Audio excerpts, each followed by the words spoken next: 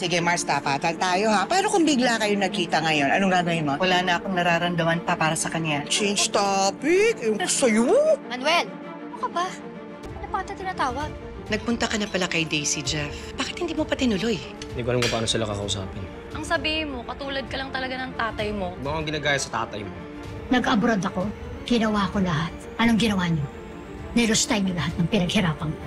Sel, baka naman pwede pakinggan mo muna sila. Sel, pamilya kayo. Basta mahalaga lang magkapatawaran kayo. Gusto mong makausap si Felma? Kaya pala gusto mo magkabati kami ng mga kapatid ko? Gusto mo mag-reconnect kayo ni Felma?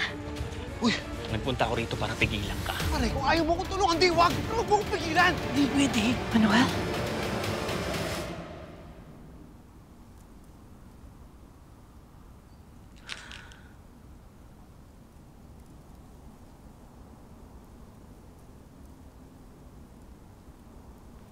Madam?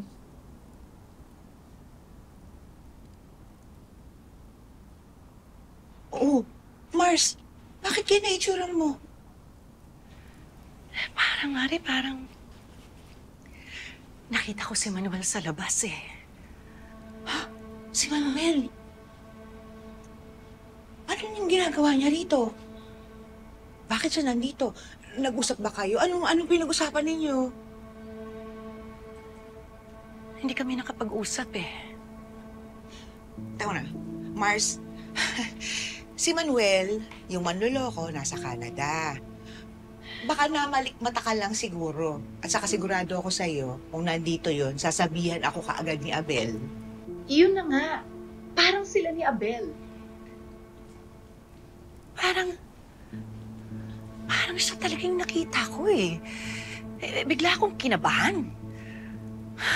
Mars, ano nangyayari sa'yo? Ha? Huwag mong sabihin sa akin na iniisip mo pa rin si Manuel. Hindi. Nabanggit lang kasi siya dahil kay Jeffrey at saka kay Daisy. Sinabihan ni Andrea, si Jeffrey na pareho sila ni Manuel. Tumalikod sa pamilya. Tapos, dahil sa interview namin dyan sa Pinoy Moms, nahalungkat ko bigla yung mga lumang pictures namin ni Manuel. Tinago pala ni Colleen. Mare, biglang bumalik yung sakit eh. Tsaka yung galit ko sa kanya. Mars, kalma. Huwag ka masyadong nagpapa-apekto dyan kay Manuel. Yun na nga eh. Yun din yung sabi sa akin ni Noah. Wes, yun ang gawin mo.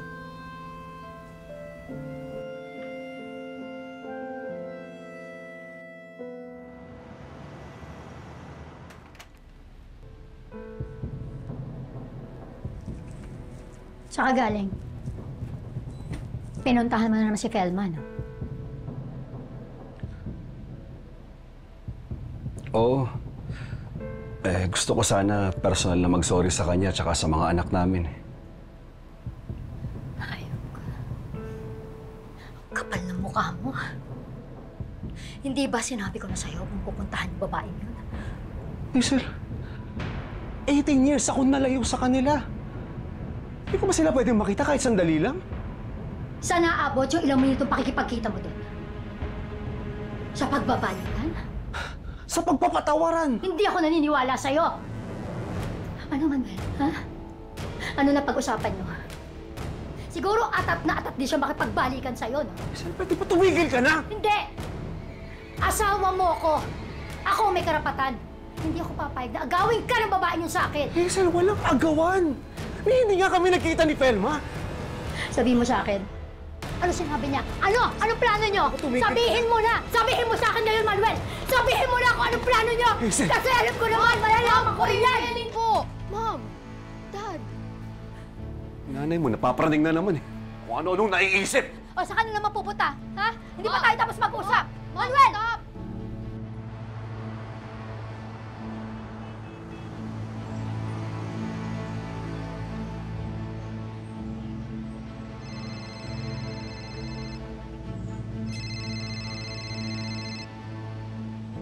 Hello, Jessica. Dad, where are you po? Ito, nagpapalamig muna ng ulo. Dad, what happened po ba? Ano kasi yung mami mo eh?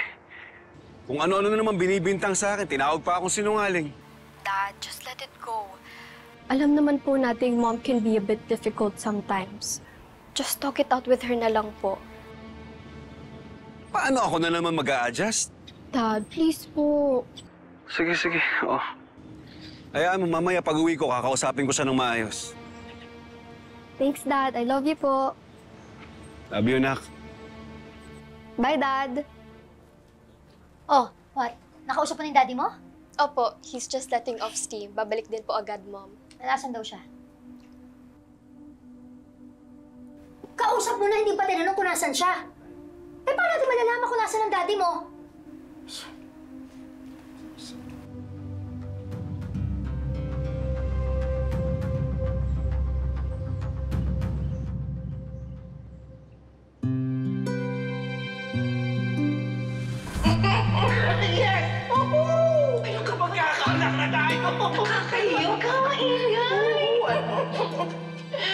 Ito na yung tamang panahon para magpakasal tayo.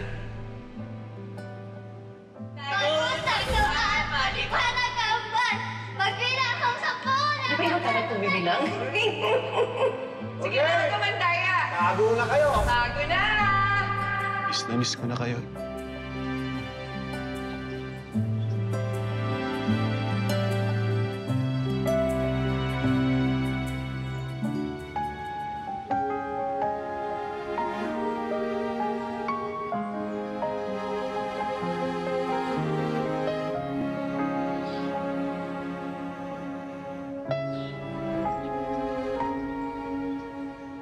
Tatay po ba yung reason kung ba't hindi na po tayo pumupunta sa Luntian Park? Napaka-special sa amin yung lugar na yun.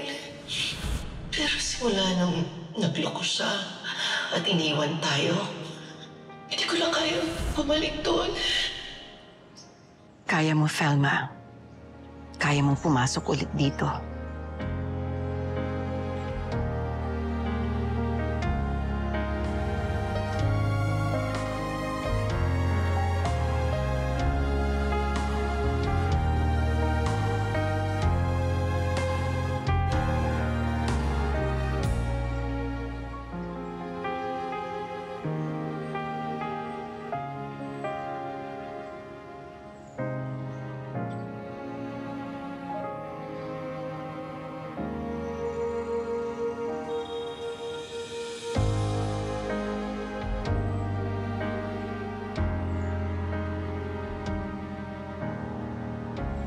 Kaya ko.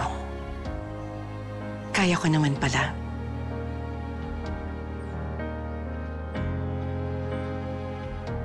Simula ngayon, hindi na ako magpapa-apekto sa'yo, Manuel. Hinding-hindi na.